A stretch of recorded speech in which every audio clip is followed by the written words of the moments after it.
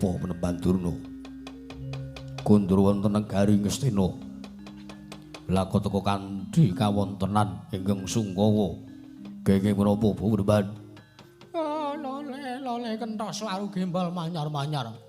Doneng jungkul wana alas dadi wana nuwun manggih Anak Prabu sewu-sewu kalapatan kula diagung mangangsami. Bapak wonten apa? Sekawit kula sampun suwanten kesanipun para Pandhawa ingkang pangangkah. Kula menika pados sisik melih. Ringkipun para Pandhawa menika kula padosi wonten pundi karingkianipun para nayaka kaliyan Nalindra negari Ngamarta. Abimanyu Encat saking negari Ngamarta. Inggih. Ning nuwun sewu. Ing pangangkah kula menika badhe murungaken sayembara ingkang dipun wontenaken dening pun para Pandhawa. Ning dumadakan malah Bagong menika nuwun sewu nggih. Bagong menika sawanteng negari Ngamarta. Ing pangangkah badhe nderek amupu sayembara. Gegayanipun Bagong menika pengin muktekaken dumateng atmajanipun inggih anak-anakipun Bagong. Lajeng dados pasulanan antawisipun para Sata Kurawa. Kaliyan pun Manakawan Bagong. Gumun kula ning atos mung sak derajating batur lah kok teka saged damel nungsang puyang numbuk bentus barisaning para Sata Kurawa. Nggih. Malah ingkang pamaning kepatihan piyambak kula kewirangan. Kula niku kaya-kaya wis entek.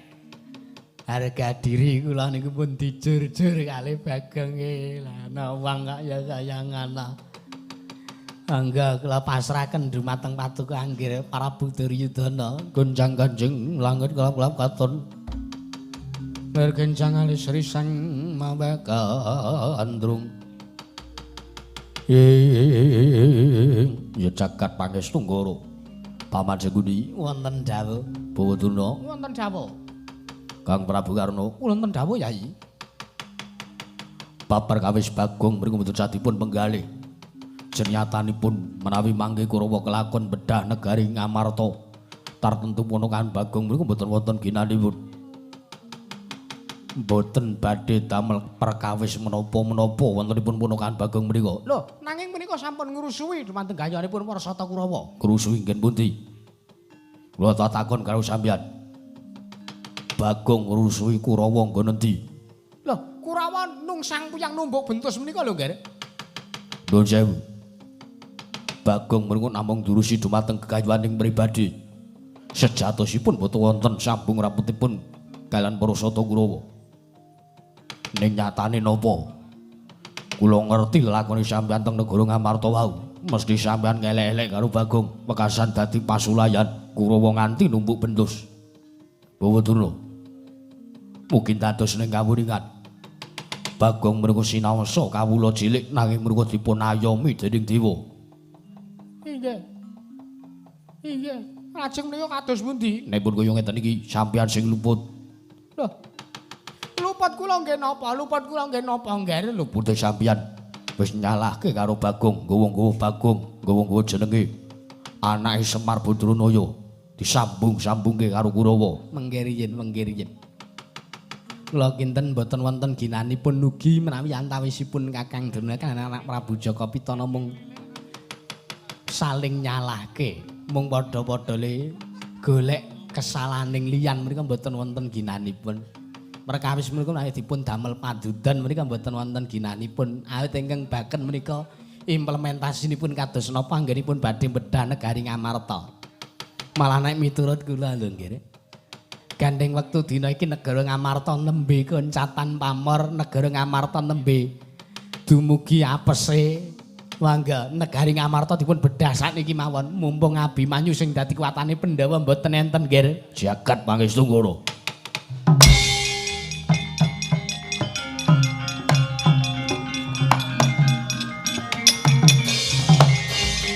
Kula kinten pancen leres ngendikanipun Paman Seguni. Inggih. Pun ceket-ceket mawon napa perlune, mboten sah salah-salahan, mboten sah nyalahke. Kakang Durna ki ya ngono. Aku meneh ngapa? Lho. Sampeyan ki dituwake kudune ya sadurunge ngomong ki sampeyan mikir luwih dhisik. Aja ngasih gawe lara atine Bagong. Nek wis gawe lara atine Bagong nika mangsa Wanggurawa. Durusasana nika Pun dipotol wau. Sampeyan niku pripun Kakang Durna? Mrengaten Kakang Prabu Karna. Wonten dawuh Yayi Prabu. Kula suwun supados ngetapaken sangjaring para Sata Kurawa tuwin wadyabala saking negari Ngawangga dipun dadosaken sunggal manunggal gepuk negari Ngamarta. Mangke riyen Yayi.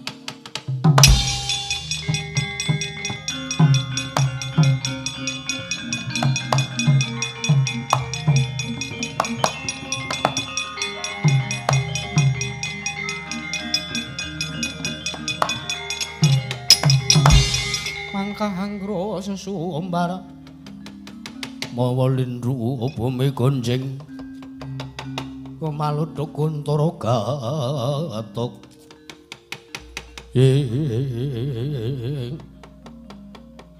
menawi paduka Yayi Prabu Duryudana badhe ngepuk negari Ngamarta kamangka kawontenipun negari Ngamarta menika nedheng ringkih nuwun sewu menawi ngantos mengke negari Ngamarta kelakon bedah dening para Sata Kurawa kanthi kawontenan negari Ngamarta ingkang nembe ringkih. Kula tak nyuwun priksa watak satriyane sampeyan wonten pundi? Wibawane Ratu Ngastina wonten pundi? Sinengguh menawi mengke kelakon bedah negari Ngamarta. Kamangka limbedah kawontenanipun nembe ringkih sinengguh dening para kawula kathah. Wo Ratu Ngastina kae wanine perang nek mungsuhe ringkih. Sinengguh Ratu Ngastina kae ora wedi mati. Ratu Ngastina kae wanine perang nek mung musuhe ora duwe kekuatan apa-apa. Padha karo wong Ngastina kae wanine mung perang karo wong lumpuh. Mboten wonten ginanipun Yayi. Cobi paduka mang penggalih babagan prawis nika. Tumuli paduka Yayi Prabu Duryudana dawuh kaliyan kula. Ngetapaken barisaning para wadyabala Sata Kurawa kaliyan wadyabala negari Ngawangga dipun suwun supados manunggal dados tunggal menika nalaripun wonten pundi tak nyuwun priksa kula menawi negari Ngamarta menika nembe ringkih mboten sadipun bedah mboten sad dadak susah-susah ngawontenaken peperangan gepuk negari Indraprasta menika mboten sah awit kula kinten Yayi Prabu Puntadewa menika senajan ta dipun suwun menika tartentu ngeklasaken negarinipun menawi dipun suwun kanthi selana alus mboten sandadak selana kasar. Sampeyan menika wong tuwa. Sampeyan menika pun gerang. Kedahipun nalaripun menika dadipun ginakaken. Bener. Menenga sampeyan bangan niku mung didukani karo anak Prabu Duryudana. Monggo Mang Penggalih. Mboten wonten ginanipun mengke sampeyan kasil bedah negari Ngamarta ning nek Pandhawa nembe ringkih kula kinten mboten wonten wibawanipun Ratu Ngastina mboten watak satriya. Mang minggat saking mriki mawon.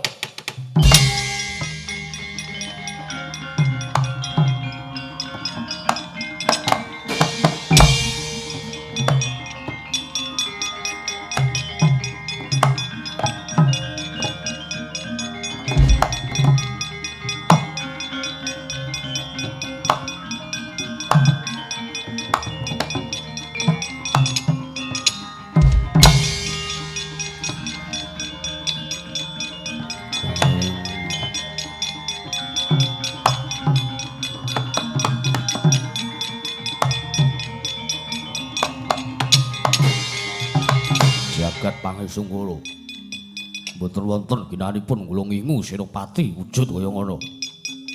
Pawan Senguni Wonten dawuh Kurawa dipun ketapaken berungkat kimpul gajah gelar sing barung gepuk negari Ngamarta mumpung nembe ringkih-ringkihipun. Ya.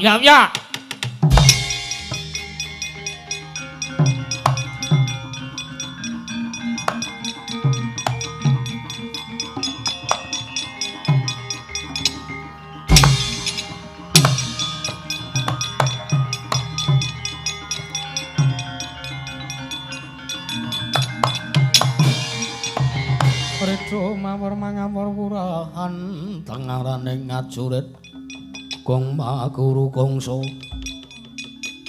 tata kadya putu luwar panjriting turangga esti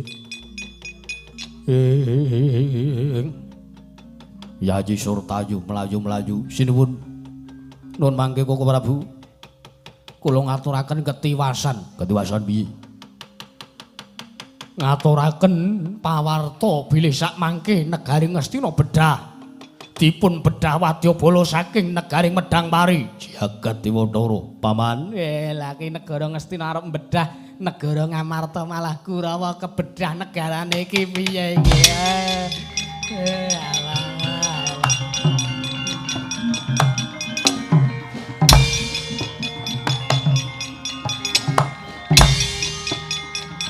Jagat pangestu apa Paman?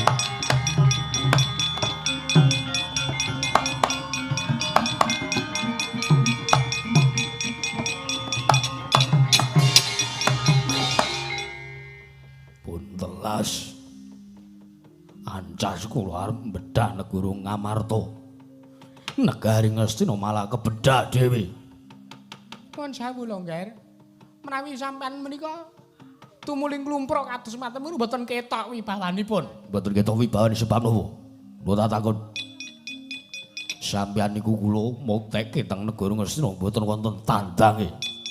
Pendak-pendak kula suwun damel karti sampeka pejahe Pandhawa sampeyan meneng bae ora tau ana nyatane. Nggih.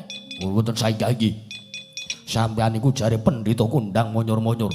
Lah kok malah teng mriki mengetok keleke, ora ngetokke labuhane karo Duryudana.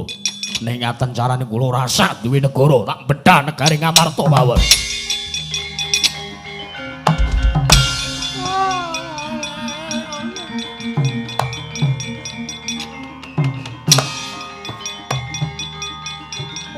Ayo, ambo. Yo. Ayo, kepuk negara Ngastina, goleki sing jenenge Bagong. Ayo. Oh.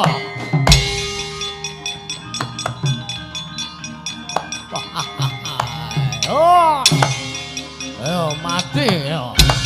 Oh.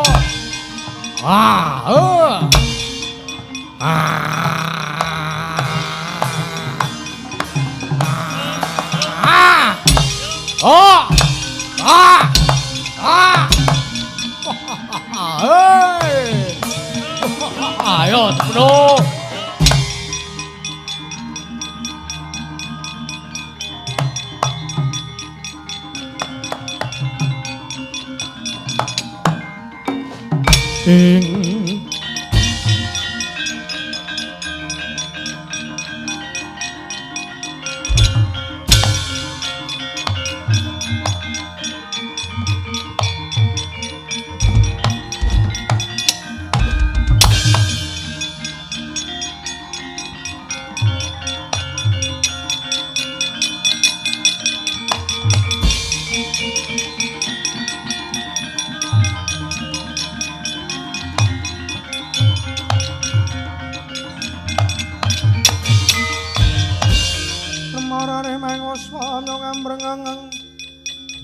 Kati karenaning kaswase yaneng marga amalatgung tumiring sang Gandha Wastratmaja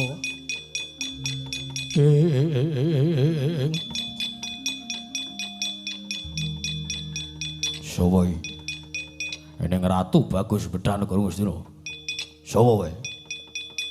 Ya jagat pangestungkara. Prabu Duryudana. Ya iki nalinduring Medangpari sing bedah negara Ngastina. Jejulukku Prabu Cakraningrat Biangsat elek. Wis wani bedah negara Ngastina. Ayo. Aku mung kepengin ngupadyana ngendi sing jenenge Panakawan Bagong. Bakal tak nggo tumbal negaraku negaring Medangpari ketaman Pagebluk Parat. Bagong mapane ora ning negara Ngastina, Bagong mapane ning negara Ngamarta. Ayo ora sambet tutup-tutupi. Mbok tutupana kowe ngapusi karo Nalendra Medangpari aku ngerti ya kabeh legetane atimu. Parat. Nyododo didodo Mati dening aku Parat.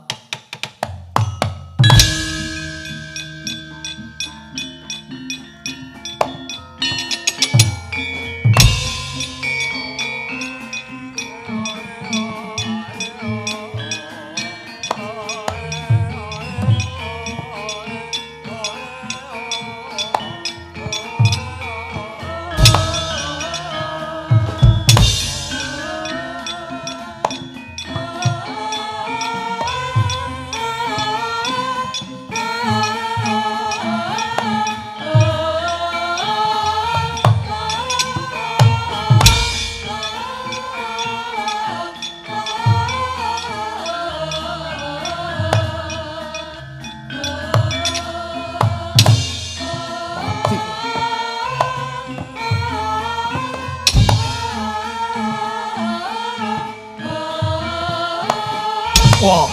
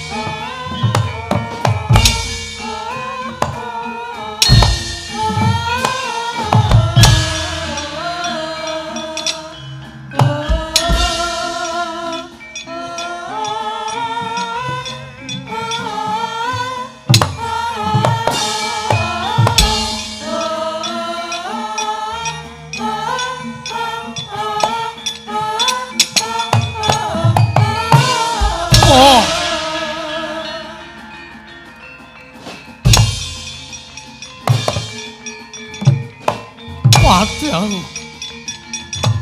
Oh.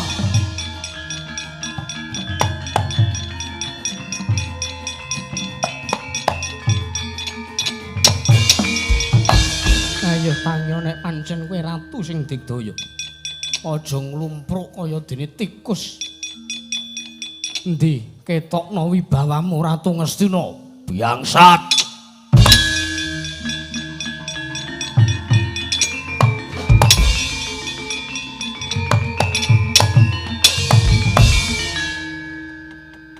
Basa ndak tantang kaya ngono ngrasake kekuatane Prabu Cakraningrat.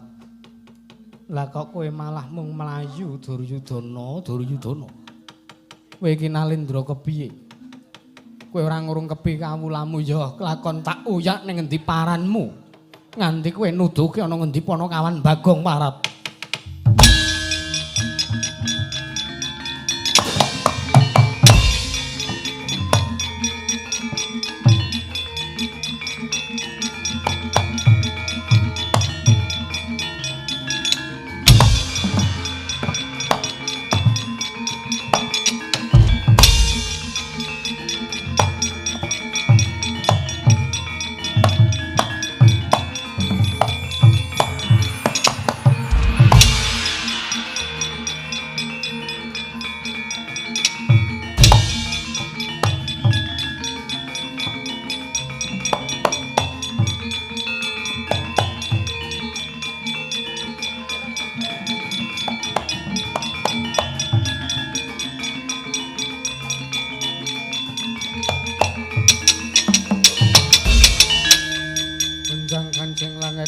Katon lir genjang alis risang mawa kandrung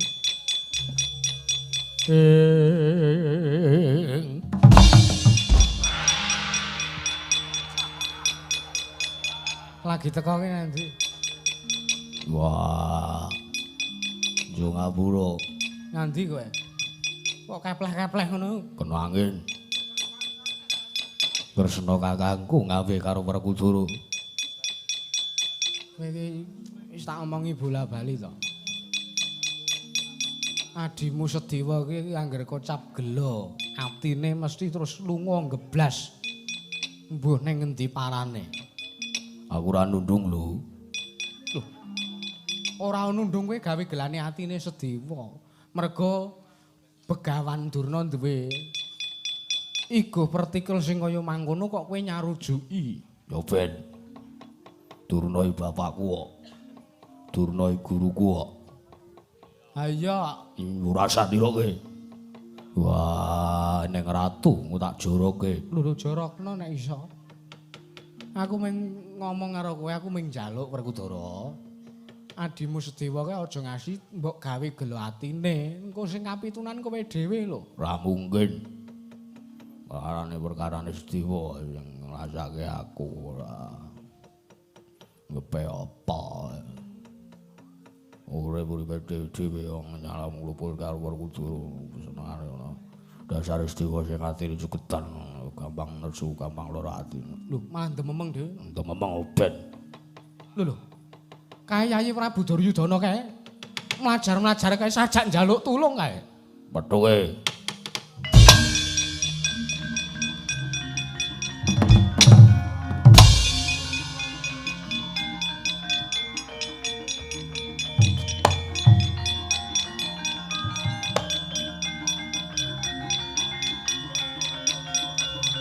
Koko Prabu.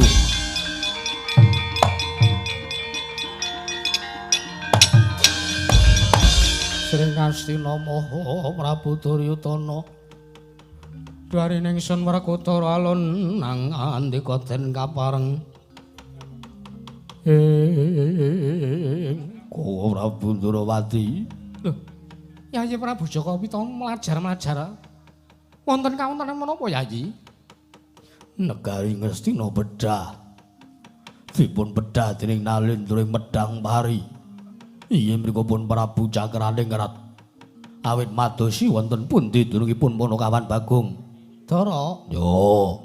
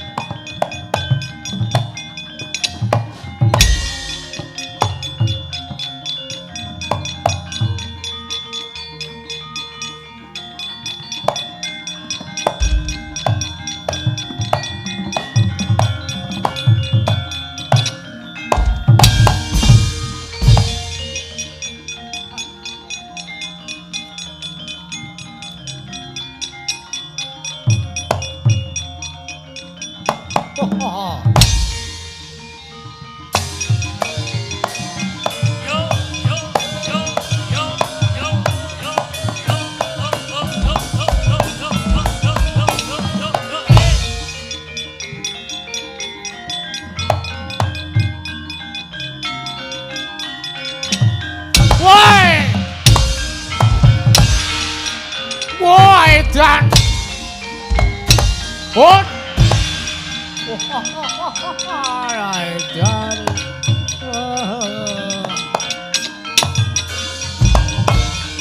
wah sapa iki Dian sapa iki Satrio Gagah Pideksa nguyak karo aku mbok plecit mbok uber mbok idak boyokku nganti larane ora jamak sapa kowe wah sapa iki wong nyengenge surupane lho takon rung diwangsuli malah ganti takon aku Patih Jangkar Samudraya Patih Satru Bangsa Patih Negara Medang Pari kowe sapa rasa ngerti jenengku bakune kowe ora gelem bali kelakon najur mumur kuandamu dening Raden Werkudara oh kowe Werkudara waduh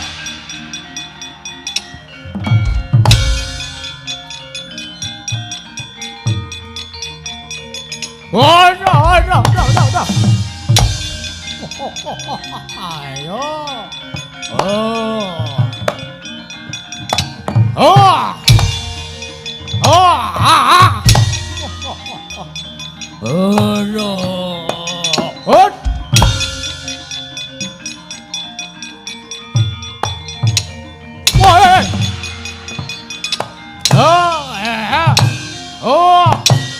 Ayo, aduh, ayo. Wah, aduh. Aduh, ayo. Ah!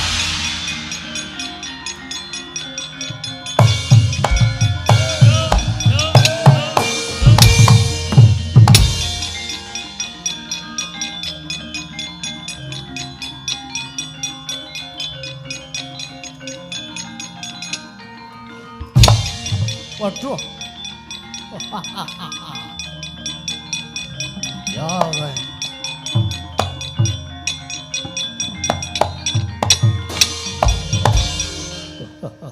Ora ngerti sapa sejatine satru bangsa we bangsat. Ya tampanana dayane pusakaku sing tememplek ana ing bun-bunan.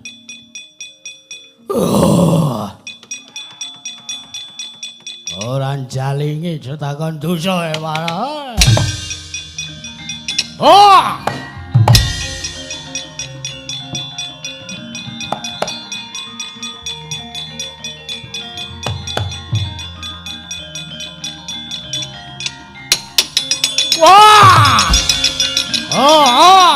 mesti oh. Oh. Wah. Oh.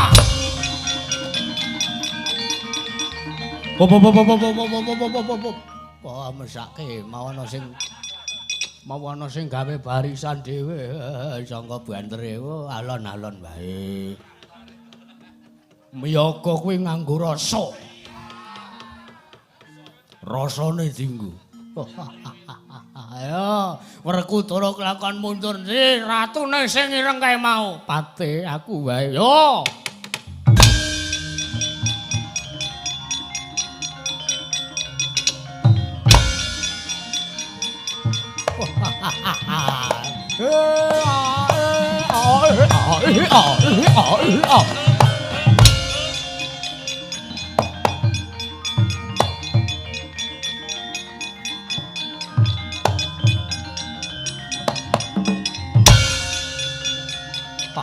Tak.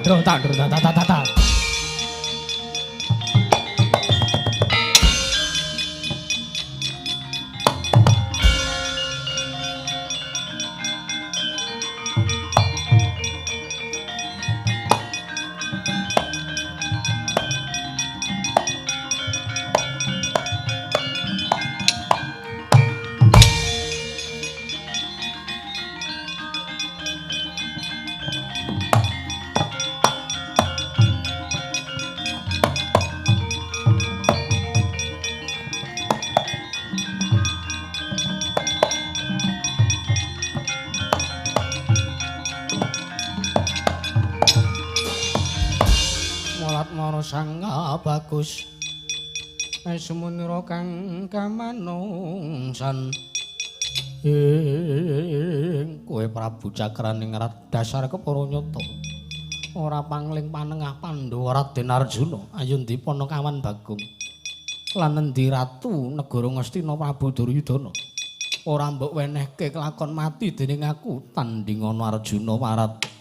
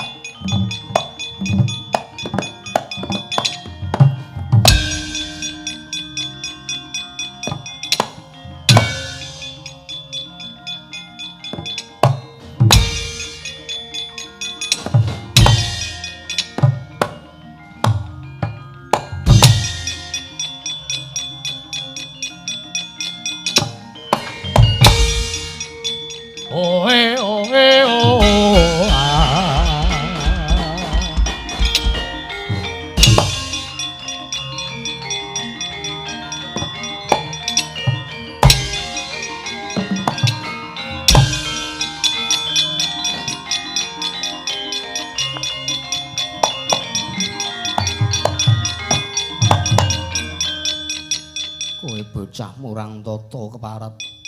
Ayo. Ngantemo sepisan meneh. Ngantemo nganti aku nglumpruk. Ngantemo aja mirang-mirangke wong gerang. Aja mirang-mirangke karo wong tuwa. Ngantemo njaluk pangapura Raden Janaka.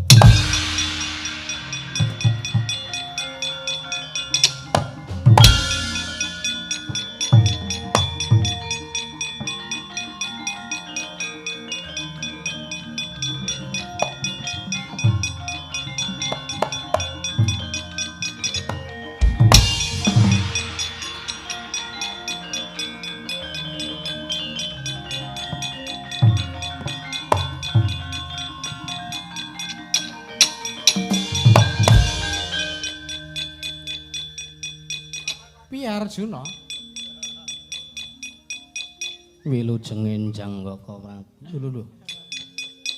Apa ketingale nembe nglilir dengkulmu mlacak. Piye? Ratu Medang Pari piye? Wah. Digdaya sanget Kaka Prabu. Lho. Kowe kalah. Mbek-mbekan kula mungsuh ratu niku. Lho, terus iki piye? Bagong wonten pundi wau supados madosi? Ya, Dara. Gah. Piye ta kowe iki?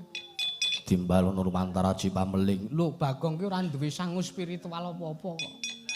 Kon nganggo Aji Pameling ya nek ngerti lah nek ora.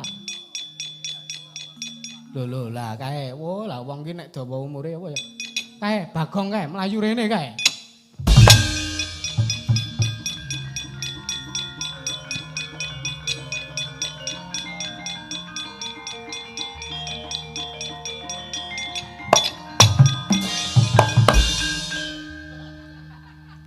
Kaya wong entek-entekan kowe. Enggak. Kula pun tekan negara sabrang. Kula goleki Ndara Abimanyu teng pundi mboten ketemu. Malah teng negara sabrang malah kula ketemu Sinuwun Karna. Lho, Sinuwun Karna sapa? Karna Lele. Oh piye to? Nggih Karna Ngawangga masa ora karo adine dhewe kok ora kelingan. Oh, ya Adipati Karna tekan negara sabrang. Nggih. Mboten ketemu Ndara Abimanyu. Lho. Ayo wis terima-termakno Bagong. Pripun? Kowe ora kasil mupu sayembara. Aduh. Aduh, Mbak. Aduh. Lho ning kok sik kowe takne gawean gelem apa ora? Loh, gawean apa? Kaya ning ratu jenenge Prabu Cakraningrat kae ratu medang mari. Nggih. Kae kowe nek iso ngalahke mengko bakale unggul juritmu. Nyun pamit.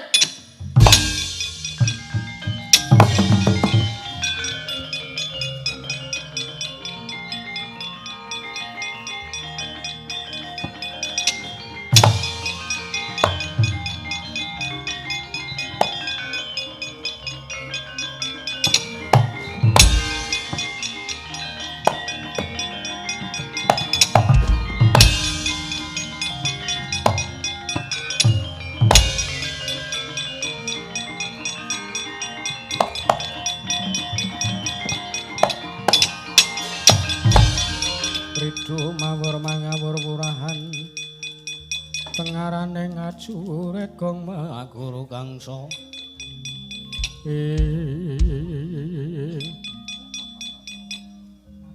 Ana kadroh apa ya? sapa iki parat wong mripate amba cangkeme jembar Pana kawan Bagong menungso ora tatanan ya iki sing tak goleki. Aduh mati aku. Aduh mati aku. Aduh mati aku. Aduh. Aduh mati aku. Waduh.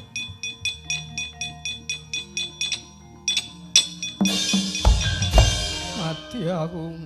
Sampeyan goleki kula to? Kowe Panakawan Bagong nggih.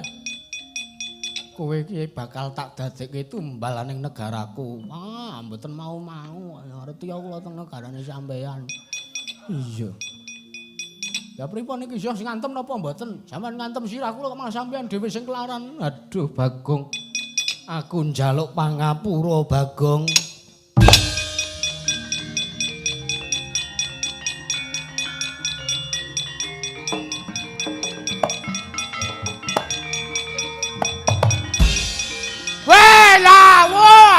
Dora. Janes.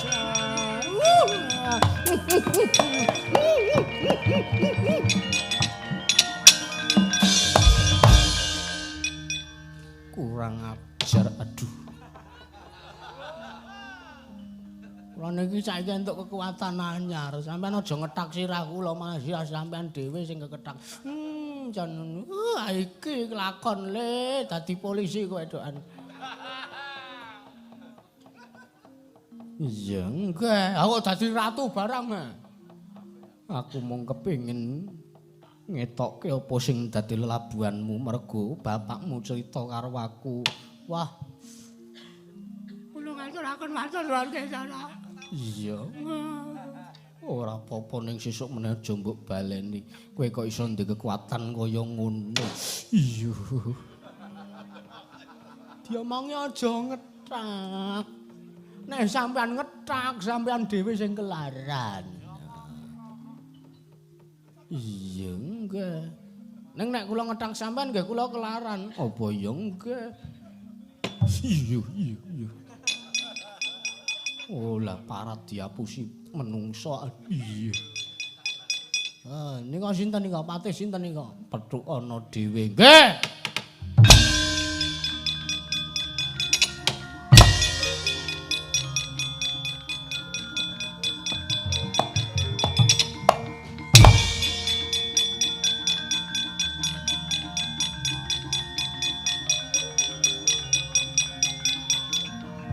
Woi, Dian.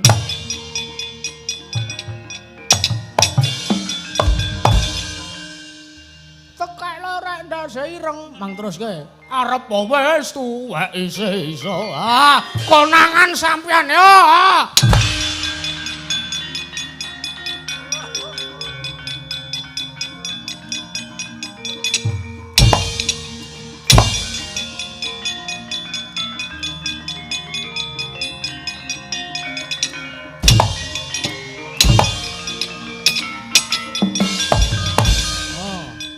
Moni apa wis saiki? Gong wis gong. Wis gong. Wis apa anggepe ora anu. Oh lah setan iki ambles bumi. Apa dikira aku ora iso nututi apa piye no.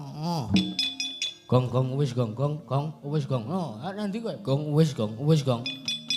Wis gong. Oh, senengane sampean iki kok sing dadak dadi patih barang lho ora. Aku ya mung nuruti adikku Abimanyu. Jare arep ngewangi kowe. Enggak, nembe kerepotan. Ya. Wis kasil to, kowe iso mupu sayembara. Ya, sowan Ngamarta ya, njaluk trimane apa? Enggak.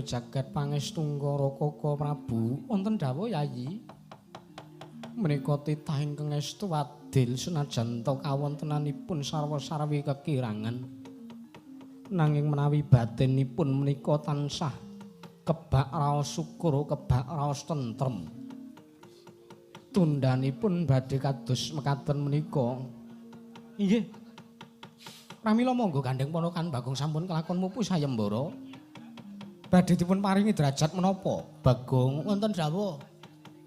Kowe njaluk tak wenehi pangkat apa? Pangkat maksude pangkat niku pripun? Kowe njaluk tak dadekke nayaka negara Ngamarta apa ora? Mengke malah ngrepoti. Dadi wong duwe jabatan niku abot ya sinuwun. Dadi wong duwe jabatan leladi tumrap negara niku abot. Kula tak dadi kawula cilik biasa mawon. Lho, yen ngono ora ana gunane kowe mupu sayembara. Wonten.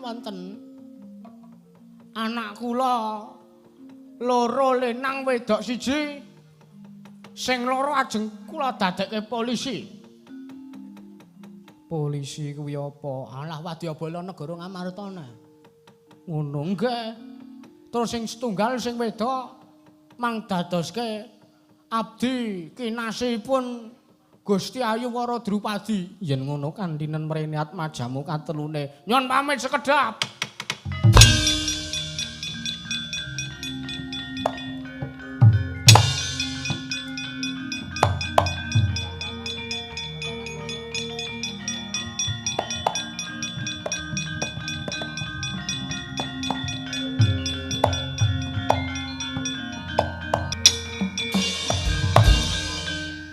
Delok wong jabuti wayang sik.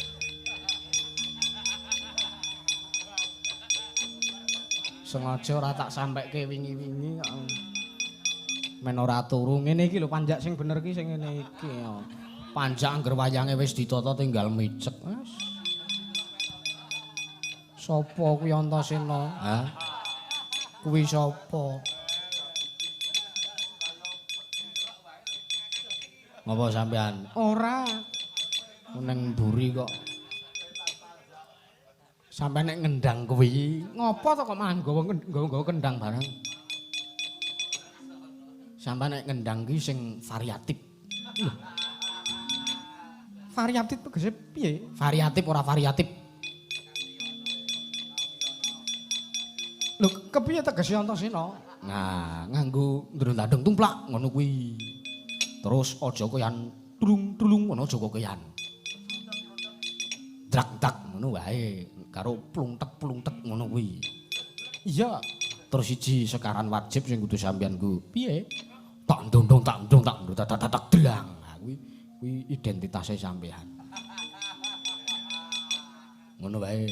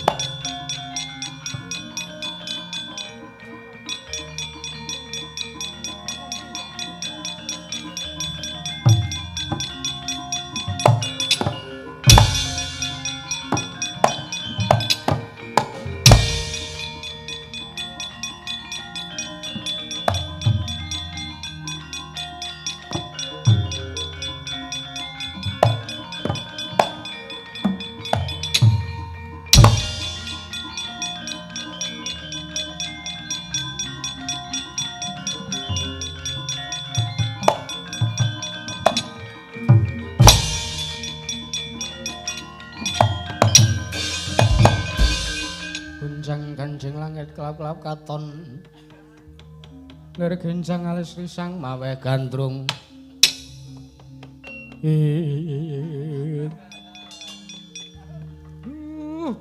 nyamuk banget kuwi nyamuk nyamuk kuwi meneh kuwi apa telu iki anakmu Bagong nggih dan anake Bagong kok apik-apik iki karepe piye? Oh, sampean ngece sampean. Giri Lusi, Bos. Jalma tan kena kinira. Bojo kula niku widodari anggepe. Iya ya, ora maido. Jaran dengkule ngono to. Ora Begawan Durna, aku widodari tenan. Niki anak kula sing barep niki sing wedok. Kowe kok lungguh ngarep mburi dhewe to, nak lungguh ngarep dhewe. Sampun Rama. Kula lenggah mriki mawon. Betari majer kok anggepe. Nah niku sing loro niku anak kula nomor 2 kali nomor 3. Iya Bagong. Nggih. Iki mang dadekke wadyabala dan mang tugaske tenggen hukum negara Ngamarta. Mengke dadi anak kula enten wong sing napa niku? Napa jenenge enten wong sing duweni keluputan supados dipun paringi pidana. Ning nggih kedah sing adil, aja wong korupsi 300 triliun kok dinaik pidana 6,5 tahun niku mboten. Iya Bagong, nggih, sampean ya nalindra, sampean ki ujung tombak pemerintahan. Iya nggih. Aja ngasih sampean niku mengke giwang duit terus duwite rakyat sampean dahar kabeh. Kula mboten remen ratu sing nek sing gaglaki bondone rakyat niku iki lho iki. Kok dadi aku kowe tak sanret lho kowe Bagong. Sanreten mboten napa-napa. Yen mangkono seksenana Bagong, Koko Prabu kula aturi nyekseni. Wekdal sak mangke katiga atmajanipun Bagong menika dados abdi mindhak derajatipun wonten negaring Amarta. Inggih yayi kula sekseni.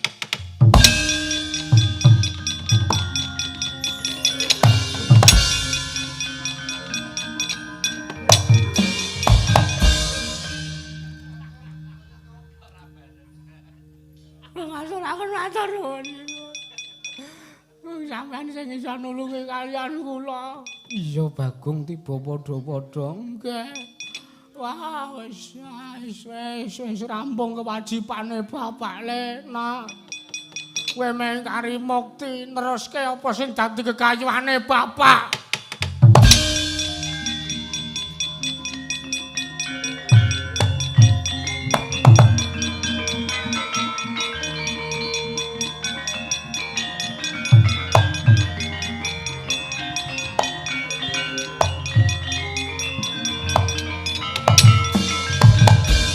Yana dewa ya nuntuna wong aprang tas padha sarasaran Mas Tomo sidam sikaring bawana langgeng mbak kakek buah bukti kula kunjuk kakek jan iya ponokawan Bagong Ulun Tampa nggih nek ngaten sing gawe kula diantem wong ning sing antem ngrasake lara niku paduka ta Bu Kulun? Iya Bagong panjenengan ulun ingkang sakbiyantu kelawan jeneng kita. Nggih.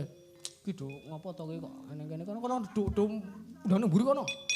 Inggih ngestaken dawuh, ngestaken dawuh.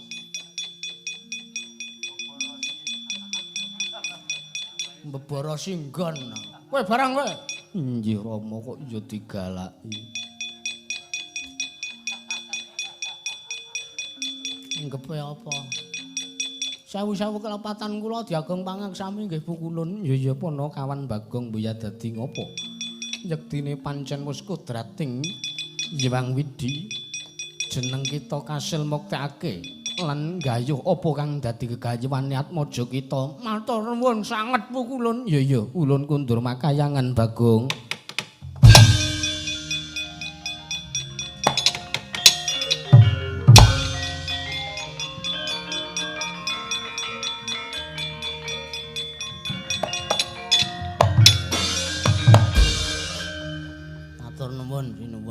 Iya Bagong enggak.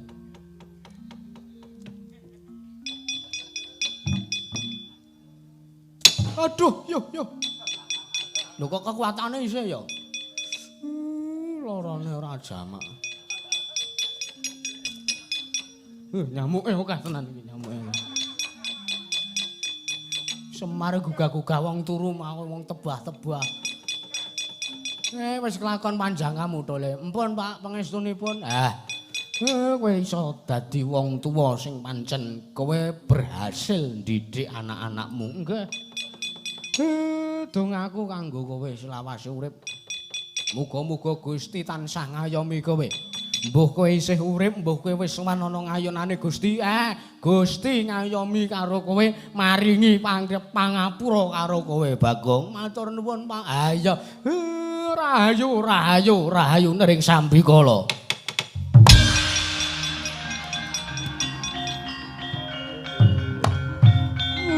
Orang dijawab.